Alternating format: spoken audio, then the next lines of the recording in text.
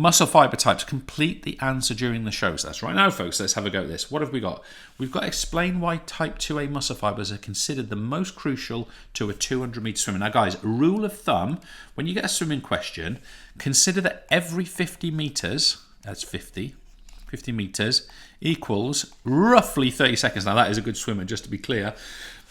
Some swimmers can do 50 metres in way faster than 30 seconds, by the way. But if you just use that as a rule of thumb, what that's going to mean for us here is that this is a 4-minute performance, give or take, at top levels, okay?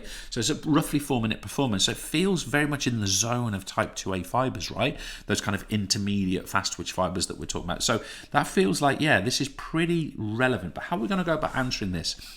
We're explaining why. So we're saying because 200-metre swimming is a moderate, or we could even use the word moderate, or middle distance. Okay, so in swimming, this is kind of middle-ish. It's a moderate or middle distance event, and 2A fibres have a moderate fatigue resistance. So that word moderate is going to help us here.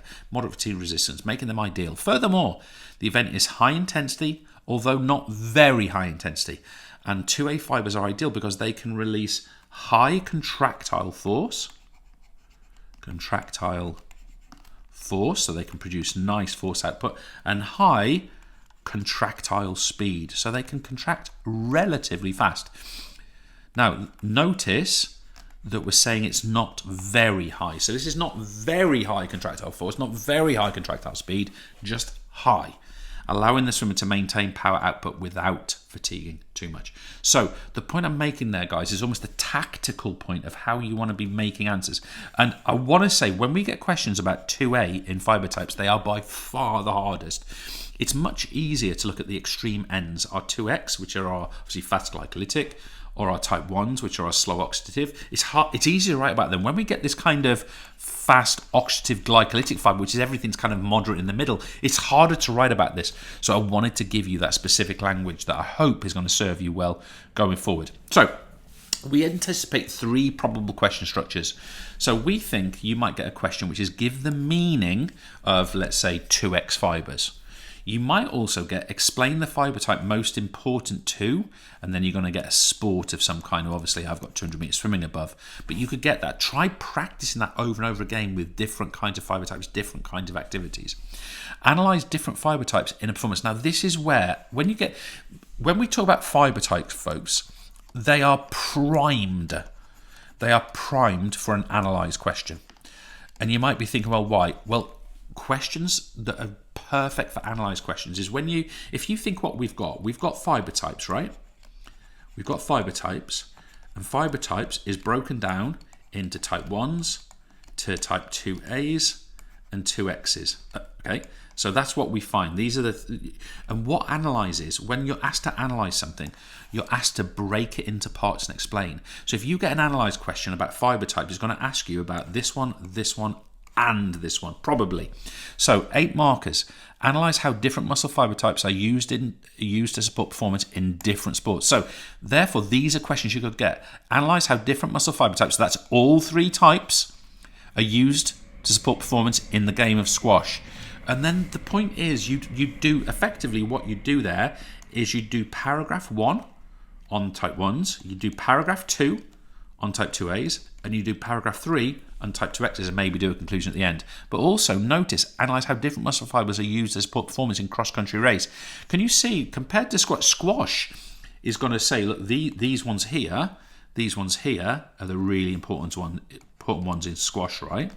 But when we look at something like cross-country running, can you see how, like, the relative importance now, these would be far more important. Now, they've still all got their roles to play, but we've got to look out for those kind of questions, guys. They're really possible, probable questions. So let's have a little look at this. Let's structure an answer for example 1. So we're just going to assume it's this one, right? Just going to assume it's this one. And it's not been on a paper, it's something we've done. Let's have a look. What have we got here? Paragraph 1.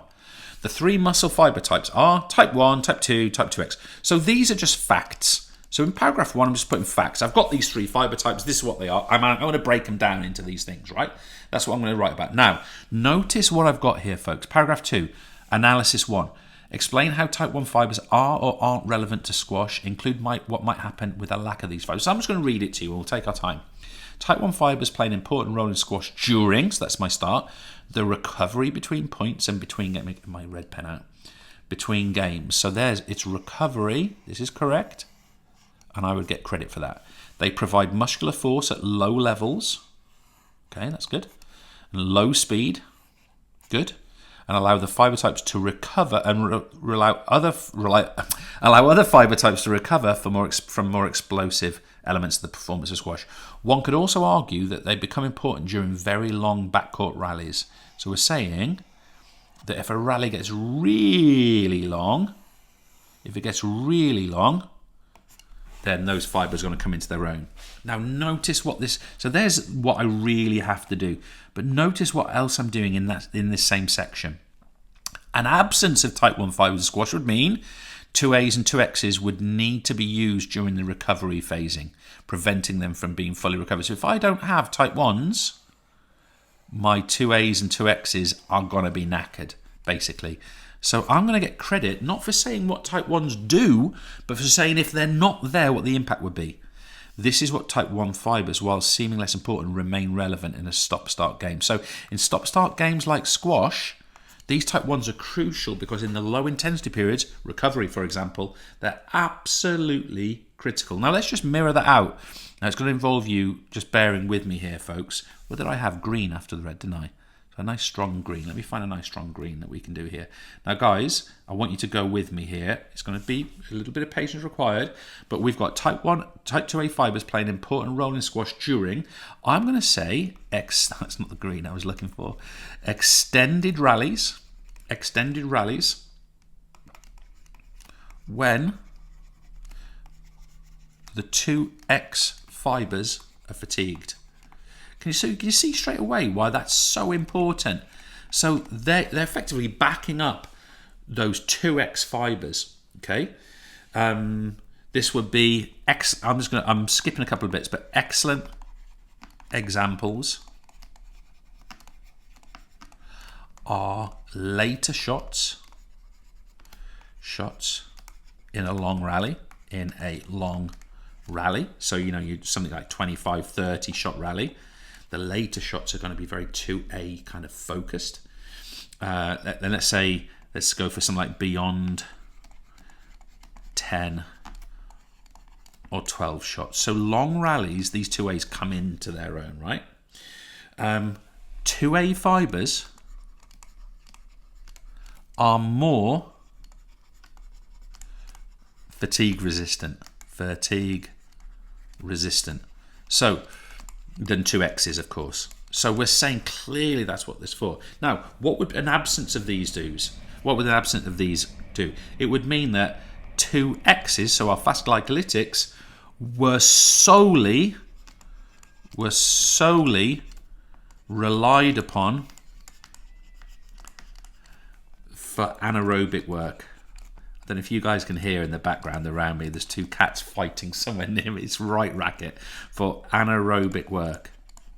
Okay, and these fatigue rapidly. Now, I should stress at this point, folks, that your teachers have kind of the perfect answer to these. We've provided those to them. So you can go and sort of follow this up with them. And I'm just sort of giving a quick view of this. Notice what I'm going to do in paragraph 4. In paragraph 4, I'm now talking about 2X fibres. Assuming we have them, we would say they're crucial during all explosive movements.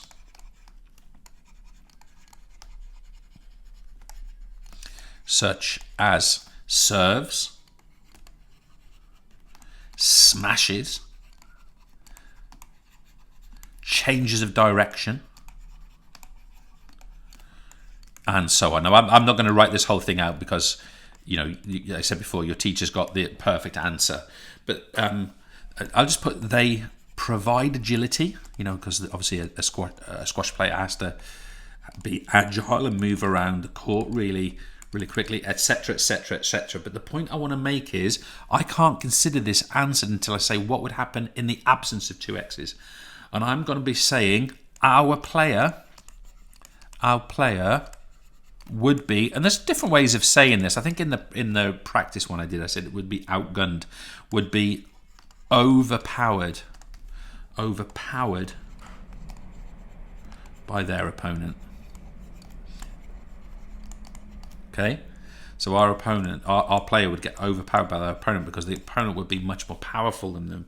They're gonna lack the power needed. Now again, I'm just writing in sort of shorthand now, but that's the kind of structure. What happens if they're not there? Make sure you include that in your answers.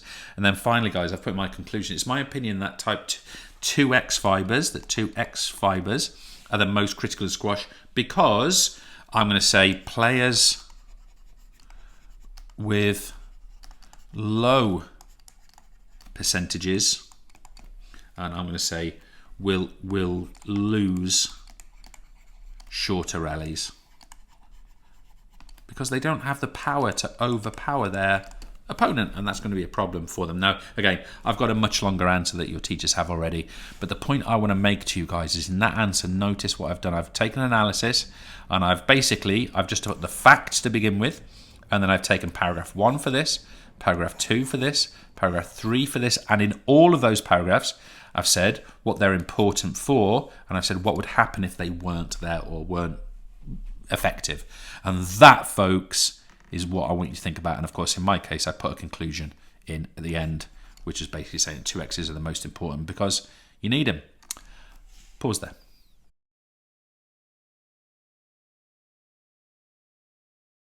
Fantastic. To gaseous exchange, one of my absolute favourite topics. So look, we've got a question just to address first of all. So let's just fly straight into that and then we'll look at some detail afterwards.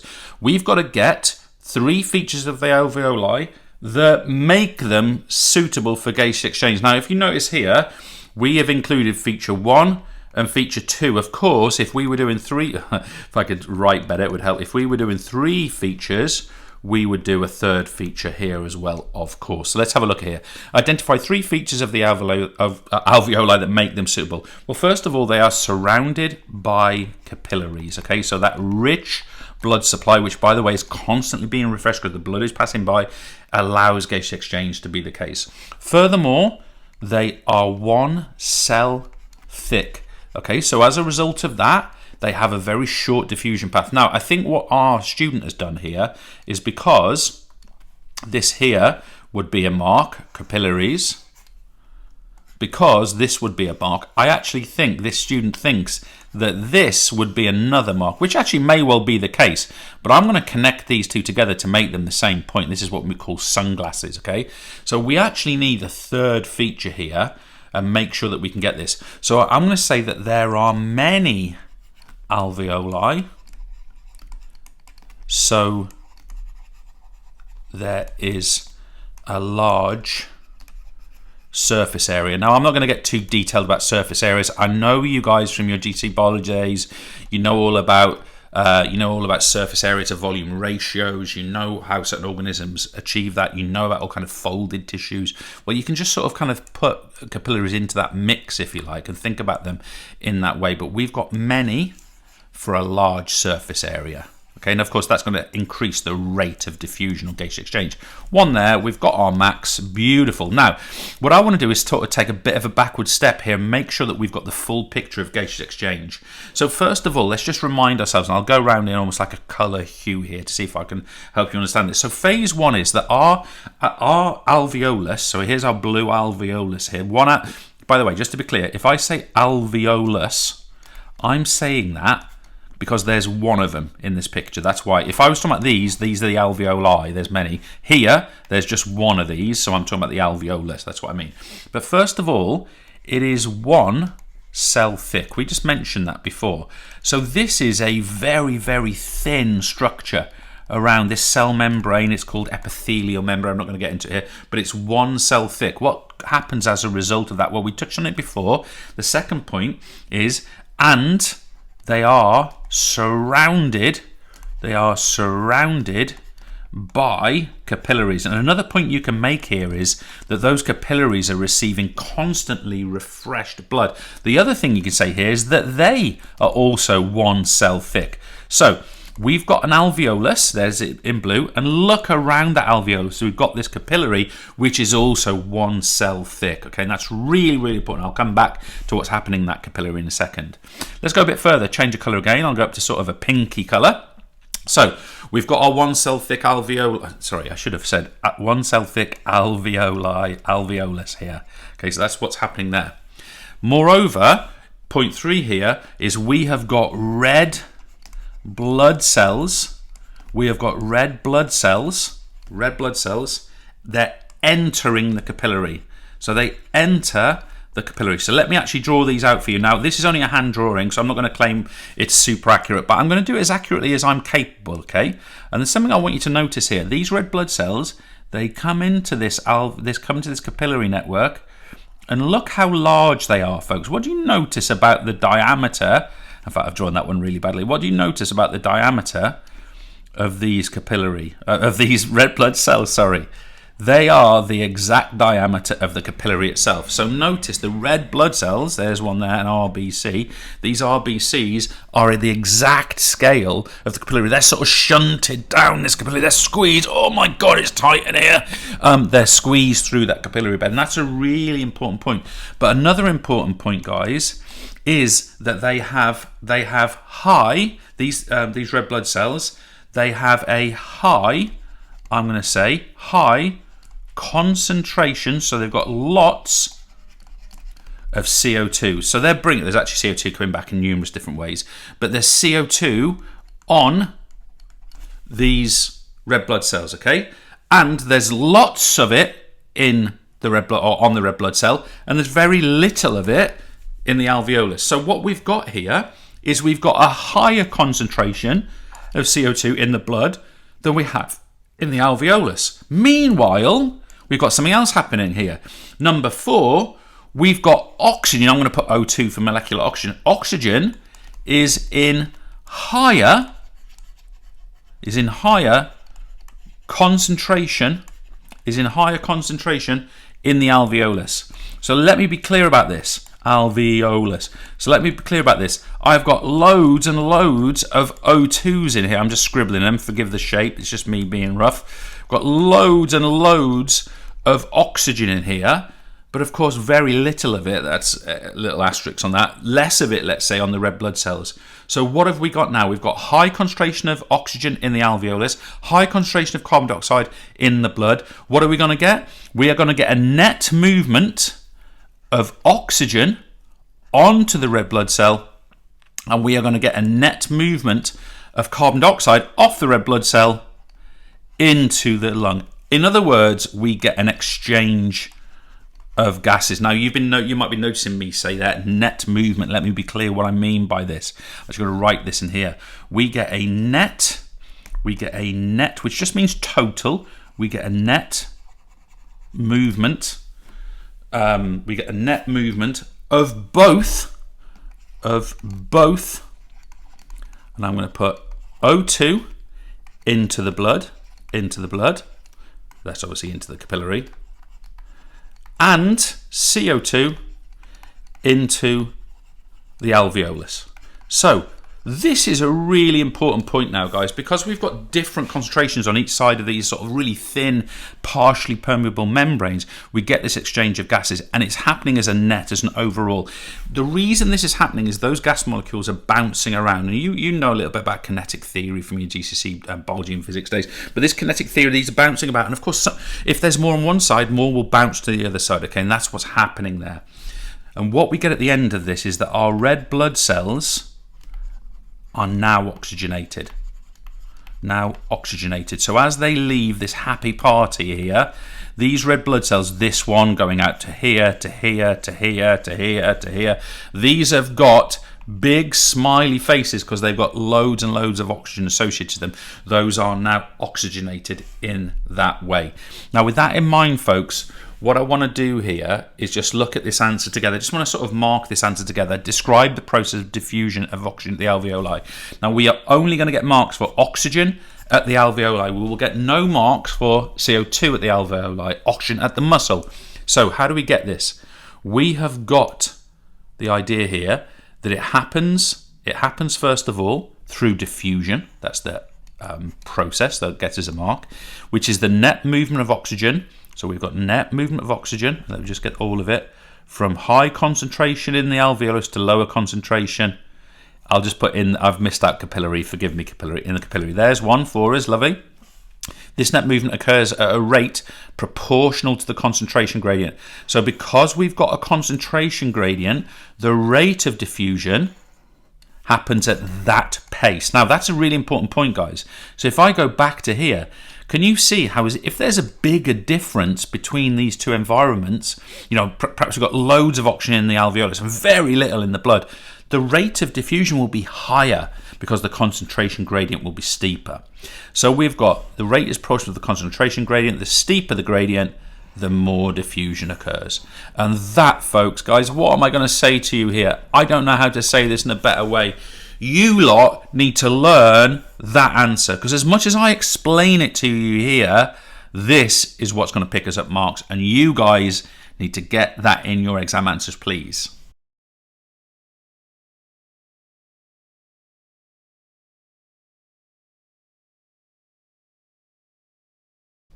Just been told we're quite short on time, so I'm going to have to speed up a little bit.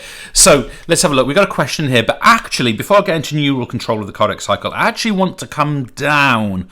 I want to make sure that we actually have a good idea of the conduction system. So this is what we would refer to as the conduction system, and it's going to go a long way to answering the question above, which I'll go back to in a second.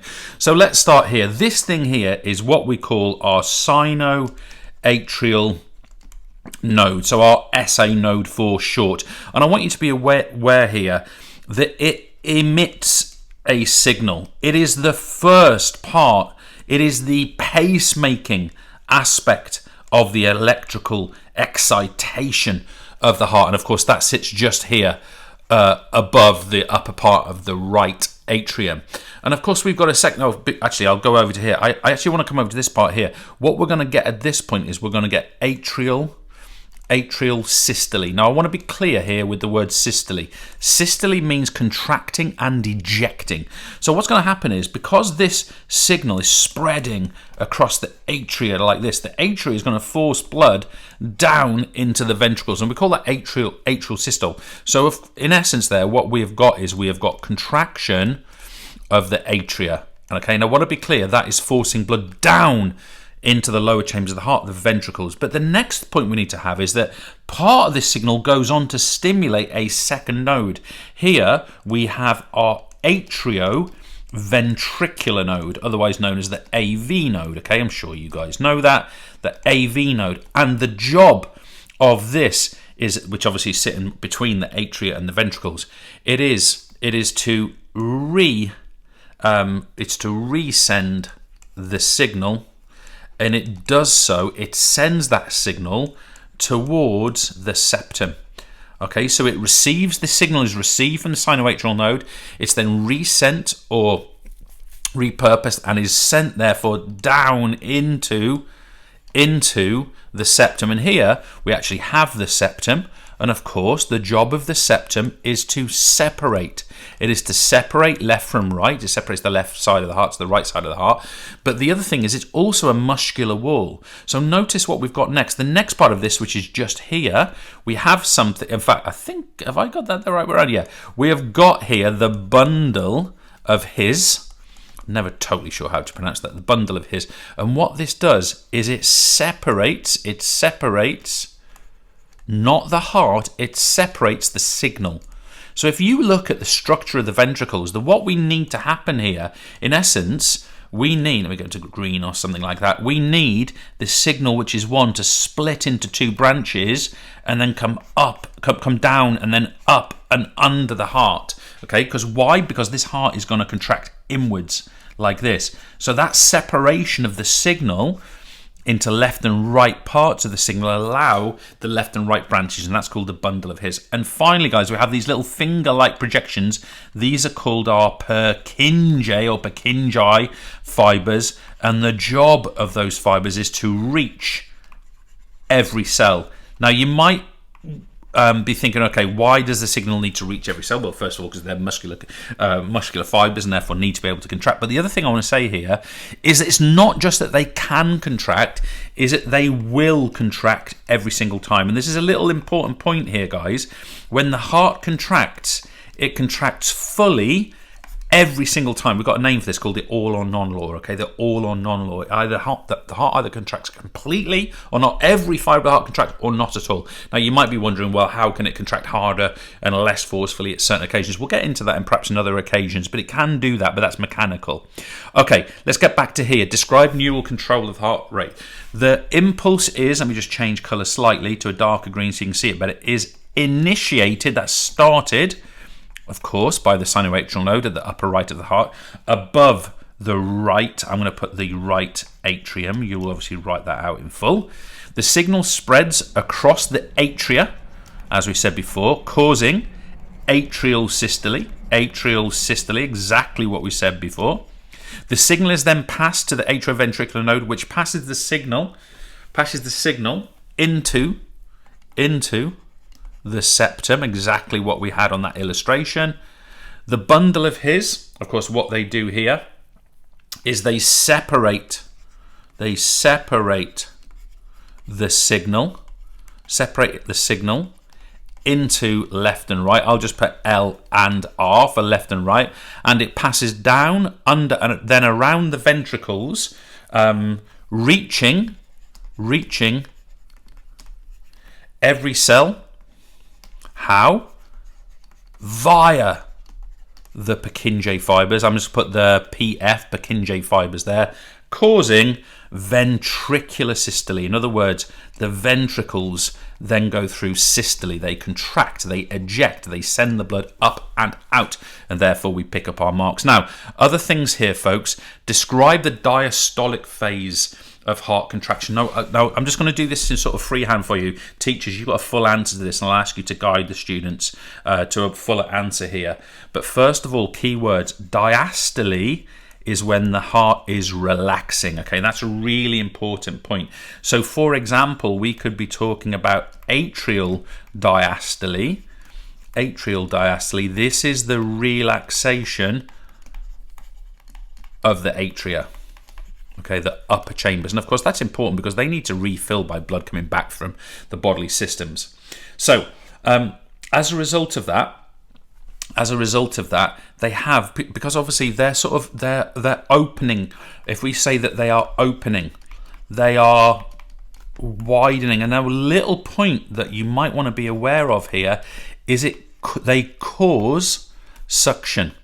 So when, for example, the atria go into atrial diastole, they actually suck blood up through that last stage of the veins, the vena cava, for example, going into the right atrium, and do that exactly there. So just quickly finish this off, guys. Systole, we've got atrial and ventricular. Okay, so let's go through this. When we've got atrial systole, we've got emptying of the atria. Well, now we know that's down into the ventricles through valves in the heart. So therefore, it's down into the ventricles. So of course, imagine that the ventricles need to be in diastole during that period of time. And we get ventricular systole. When do we get this? We get emptying, because that's what systole is. We get emptying, exactly the same principle as we had above. And the blood is forced up and out of the heart.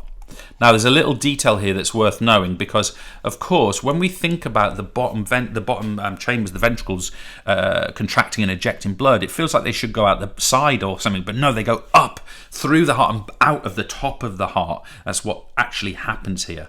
And of course, what happens is the blood ends up going to the aorta and the pulmonary artery. Now, I won't get into the diastole here because you've got it below. The descriptions are already in there for you, but I encourage you just to have a little bit of a read of that and make sure that you can differentiate between systole and diastole in the appropriate sense in each case.